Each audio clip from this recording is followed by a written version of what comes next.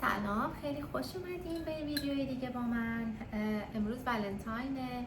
من میخواستم یه گل درست بکنم با شم و کوکی میخوام درست بکنم که هم برای بچه ها دوست دارن، همین که حالا مثلا یه چیزی به عنوان شکلات و اینا درست بکنیم. میخواستم خودم درست بکنم. حالا اول گلدونم رو درست میکنم، ببینم که کدوم گلا رو اول بذارم. یه دسته گل گرفتم. فقط یه چیزی که میخواستم بگم اینه که توی گلدونتون حتما برای اینکه گلاتون بیشتر بمونه یه اندازه یه قاشق غذاخوری وایتکس بریزید. این باعث میشه که ببینید بعد از چند روز که گلا توی آب میمونن یه حالت پژمردگی یا حالت گندیدگی پیدا میکنن یا یه بوی بدی میده. این وایتکسه باعث میشه که اون ساقه ها توی آب نگندن. من الان میخوام ببینم که این اندازش هم خوبه، نمیخواد چیزشون کنم، کوتاهشون کنم. من فقط اینا رو برگای اضافهشون میکنم که خوشگل تر بشه.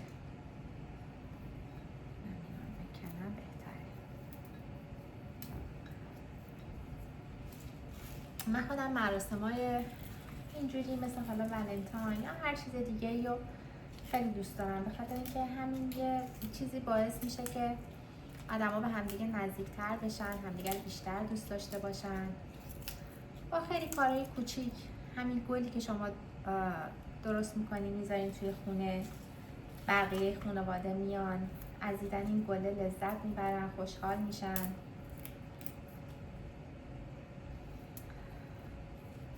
یا مثلا این جاشی خودش شکسته، یا مثلا همین بیسکویت هایی که درست میکنین، کوکی که درست میکنین در کنار بچه ها، در کنار خانواده میخورین، خودش یه حال و هوای خوبی به آدم میده. و سعی کنیم توی این روزا حداقل خانواده‌ای که داریم از با هم بودن لذت ببریم، برای اینکه واقعا این روزا انقدر زود میگذره. چشم به هم بزنیم میبینیم که بچه‌هامون بزرگ شدن و حالا یا رفتن برای درسشون، حالا یا هر چیز دیگه ای. این گلا رو که برگا رو که میکنین، گل توی گلدون قشنگ‌تر وایسته.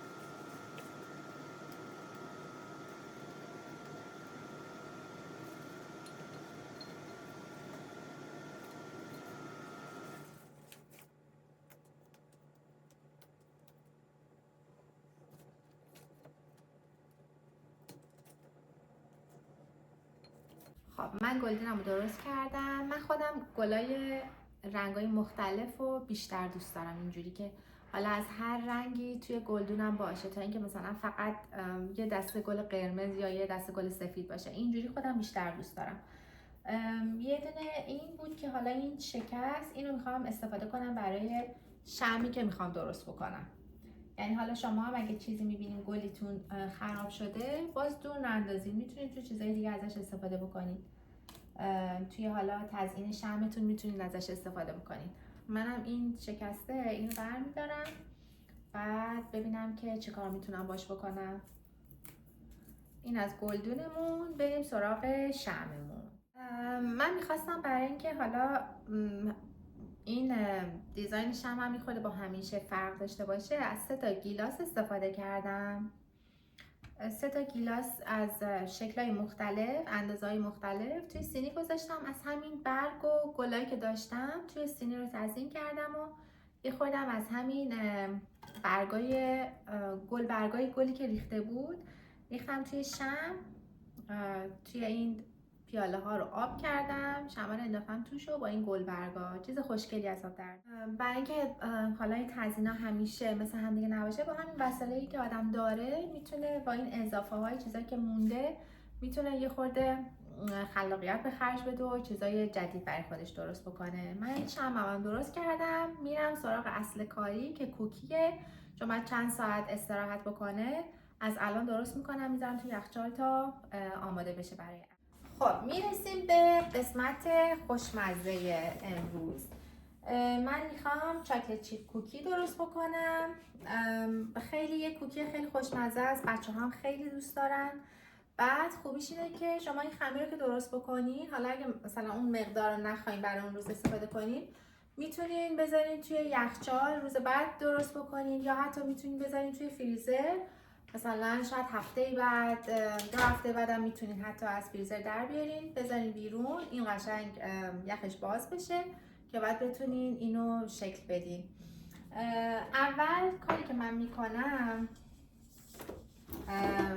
کره داشتم 3/4 پیمونه، کره رو به روش بنماری ذوبش کردم. فقط اینو حواستون باشه که کره رو بذارین به دمای محیط برسه، بعد توی این پاتیلتون بریزین، چون اگه کره داغ باشه بعد این کرمتون رو خراب میکنه. خب اینجا من 1/2 پیمونه شکر سفید دارم، شکر سفیدم رو میریزم. 3/4 پیمونم شکر قهوه‌ای. بعد میذارم این حسابی با همدیگه هم بخوره. اول روی درجه 1 میذارم.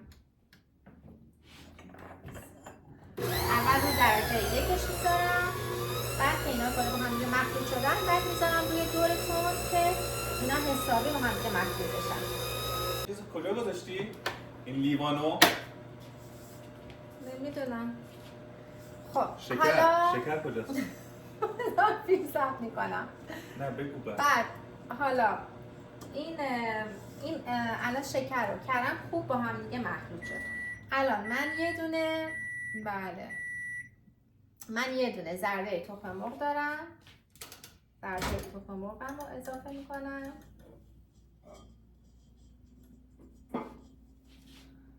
بعد یه دونه تخم مرغ کامل دارم.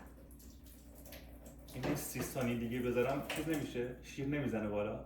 نه شیر نمیزنه. خب یه دونم تخم مرغ کامل. تخم مرغ کامل هم میریزم. کوکائو داری؟ بعد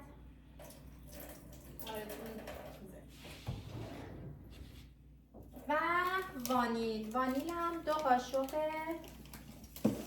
چایخوری. من عصاره وانیل دارم، اگه حالا نمیخواین عصاره وانیل اضافه کنید میتونید از خود غلاف وانیل هم استفاده کنید. 2 قاشق چایخوری من عصاره وانیل میریزم.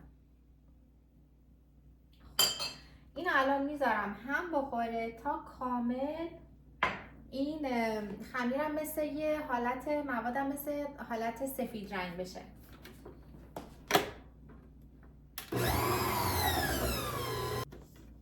خب من الان موادم کاملا با هم دیگه مخلوط شدن. الان تخم مرغ و بقیه چیزا که زده شده یه خورده این حالت سفید رنگ پیدا کرده. حالا من میام سر این پدلم رو عوض میکنم، به خاطر اینکه وقتی که دیگه مواد پودری دیگه میخوایم با مواد پودری کار کنیم، سر پدلم رو عوض میکنیم مال اون چیزی که مال آرد و این چیزاست اونو میذاریم، یعنی این. حالا دستگاه ها با هم دیگه فرق میکنه، شکلاشون هم با هم دیگه فرق میکنه. خب من الان چیزایی که میخوام اضافه بکنم، 2 قاشق غذاخوری نشاسته ذرت، اینو اضافه میکنم. بعد یه قاشق غذاخوری بیکینگ پودرم اضافه میکنم و یک دوم پیمونم قاشق چایخوری نمکه. الان باز دوباره اینا رو میذارم میزنه تا اینا دوباره حسابی با هم دیگه مخلوط بشن. الان مواد من حسابی با هم دیگه مخلوط شدن. الان موقعیه که آرد رو بهش اضافه میکنم. آرد سفیده، تقریبا 2 پیمونه و نیم من این آرد رو بهش اضافه میکنم.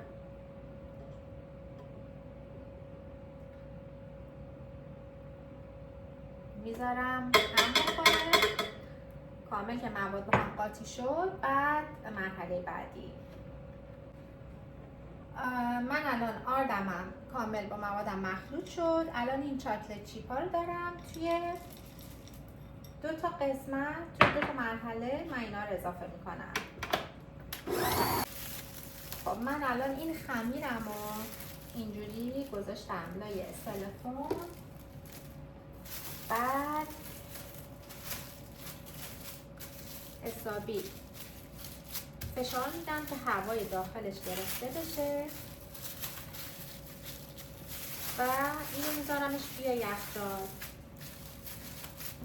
یخچال. این تقریبا بعد به مدت هرچی بیشتر بمونه توی یخچال بهتره. حالا از 1 ساعت میتونه بمونه تا بیشتر، تا 6 ساعت، 5 ساعت، هر چقدر که بیشتر بمونه بهتره. حالا من اینو میذارمش توی یخچال و میگم اگرم نخواستین که همه این مقدار استفاده بکنین، اینو میتونین بذارین توی فریزر برای هفته بعدتون دوباره درش بیارین ازش استفاده بکنین. الان این آماده است. من میذارمش توی یخچال تا برای چند ساعت استراحت بکنه. خب من الان اینا رو تقریبا 3 ساعت 3 ساعت و نیم توی یخچال بود. بعد با یه اسکوپ از روش بر میدارم، گذاشتم روی سینی فرم، زیرش هم یه کاغذ روغنی انداختم. فر گذاشتم روی درجه 330 به مدت 10 دقیقه. 10 دقیقه براش کافیه چون خیلی احتیاج نیستش که چیز بشه بپزه. این الان 2 تا سینی شد ولی نصف این بقیه موادم مونده. من الان نصفش مونده. من اینو توی همین کیسم میذارم، کامل میبندمش، میذارم توی فریزر به خاطر اینکه فعلا قصد اینه که بخوام حالا فردا یا پس فردا دوباره درست بکنم ندارم. اینو میذارم همینجوری آماده توی فریزر، هر دفعه خواستم دوباره درش میارم و همینجوری استفاده میکنم. الان اینو میذارم توی فر، آماده که شد درش میارم که ببینیم. اینم از کوکیای من که آماده شد. من توی فر بیشتر از 10 دقیقه گذاشتم. درجه فرا خب با هم دیگه فرق میکنه. من 10 دقیقه براش کم بود، تقریبا 20 دقیقه تا 25 دقیقه طول کشید. من دیگه الان کوکیامو میچینم توی ظرفم. گوشت که خیلی عالی شده، امیدوارم که مزه‌شم عین گوشت شده باشه. من یه سینی دیگه دارم، یکی سینه من بیارم و بچینم توی ظرفم. من سینی دومم میچینم. همین راحتی میتونین ولنتاین رو کنار خانواده‌تون جشن بگیرین با چیزای کوچیک، یه دسته گل، یه شیرینی، همین که به همدیگه نشون بدین که همدیگه رو دوست دارین، برای همدیگه ارزش قائلین، با همین چیزای ساده. امیدوارم که همگی ولنتاین خیلی خوبی داشته باشین. اینم از کوکی‌های خوشمزه ما.